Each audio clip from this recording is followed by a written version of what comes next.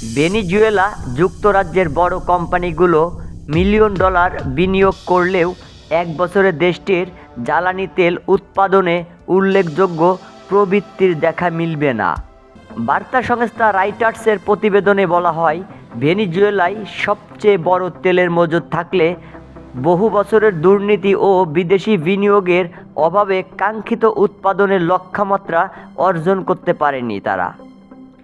বিশেষজ্ঞদের মতে, বড় কোম্পানি যদি ভেনেজুয়েলার বিনিয়োগ করতে চায়, তাদের নিরাপত্তা উদ্বেগ, ভিন্ন অবকাঠামো, মাদুরোকে ধরে নিয়ে যাওয়ার জন্য অভিযানের বৈধতা নিয়ে প্রশ্ন, রাজনৈতিক অস্থিতিশীলতার সংখ্যা মোকাবেলা করতে হবে।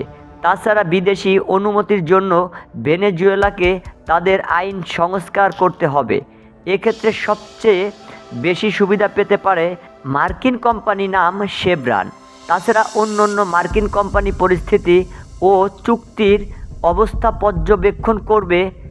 স্প্যানিশ জ্বালানি কোম্পানি রেডফোল এর বেশ কিছু তেল ও গ্যাস ক্ষেত্রে অংশীদারিত্ব রয়েছে। কোম্পানিতে লাইসেন্স বাতিল করা হয়েছে।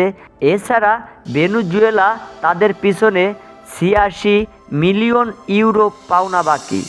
২০১৩ সালের পর ভেনেজুয়েলা অর্থনীতি সংকুচিত হয়েছে। উৎপাদন কিছুটা স্থিতিশীল হলেও বিশ্ববাজারে তেলের দাম কম থাকে এবং মার্কেট নিষেধাজ্ঞার কারণে আয় কমে আসে।